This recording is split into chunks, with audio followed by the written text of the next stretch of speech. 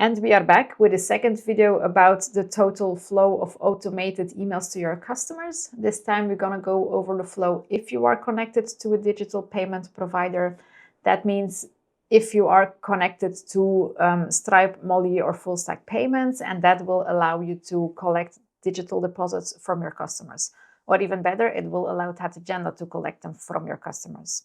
But to just give you a very quick recap, if you want the deposit from your customer, you need to define that you want a deposit from your customer. I now opened an appointment. I'm going to edit it, the project, I go to project and then to price. And here it says required deposit. So if you create a project, you have to tell the system how much deposit you want. In this case, 150 is already paid. So the email is not going to ask for a deposit anymore. Let's create a very new one just for a quick demo. I'm going to use the same customer. I'm going to create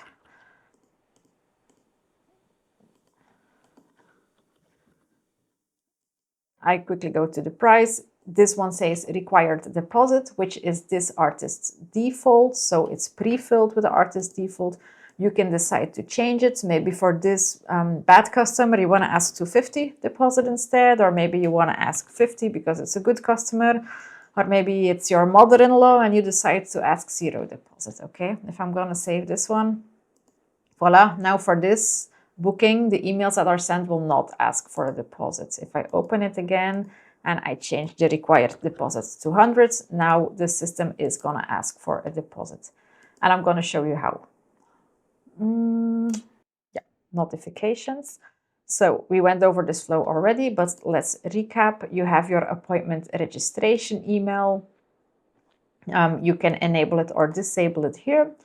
And this one says, this time with the deposit information, dear customer, recently you booked a new appointment with our artist, John Doe. This is a list of your appointments. Then they have a list of the dates and the start times, not the end times. To confirm your appointment, we request a deposit of $100 in this case.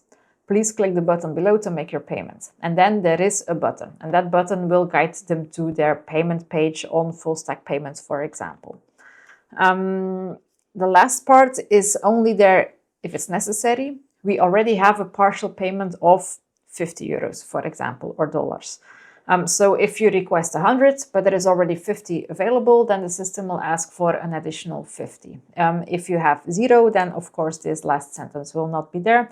If you request 0 deposits, then this full block and the button will not be there. So now, obviously, your customer can click the confirm appointment button, then they are taken to their payment page, they pay digitally, and that way you get your money. And also, as soon as it is paid digitally, the payment provider communicates to TatAgenda, and that information is filled out on the project. So if your customer pays digitally, like from his couch a few days later, you will see that this available deposit will be changed to the amounts that they paid. That goes fully automatic. You don't have to do anything for that. Let's go back to the notifications.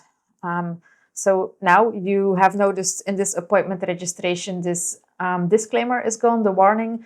The warning said, look, you have to connect to a payment provider if you want to collect deposits online. But now since we are connected for this part, how you connect is for a different video.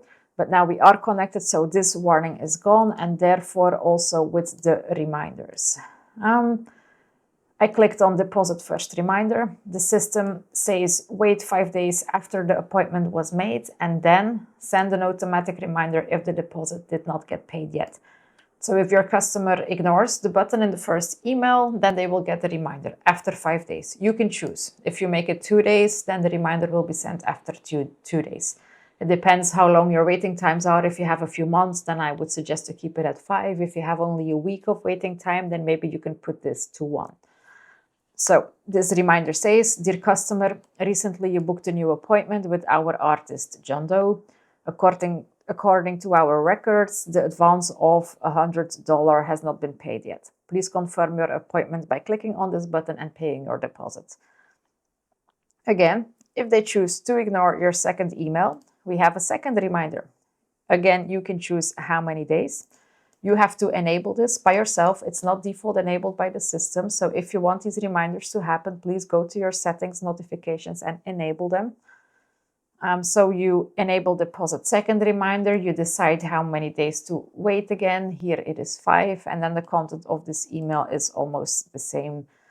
It just ends with, if you don't want to go on with this booking, just send us an email on, and then the shop's email. Okay. Then we have a cancellation email. And this one not only sends out an email to your customer, it also automatically cancels the appointment from your calendar. Canceling from your calendar means that it gets removed from your calendar view. So the spot becomes empty again, so you can make your new bookings. But the project and the appointment with the cancel by system status stays available. If you would go to customers or if you would go to projects, you will still find that customer's project with the appointment that got canceled. Just in case they want to reschedule again 1 month later, you still have the data, and you don't have to do double input. So we have the cancellation email, and that one says, our system has automatically canceled your appointment with us because we did not receive your deposit on time. If you wish to book again, it's not a problem. Just send an email to, and then again your shop's email, and we will reactivate your booking. In my case, I leave this one disabled.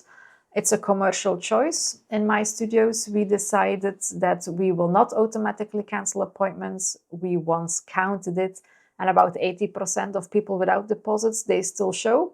So I think it's worth it to still keep 80% of the bookings without the deposits. So we are not super strict with that one. But if you decide to be very strict, be my guest. It's definitely a good idea if you can afford that.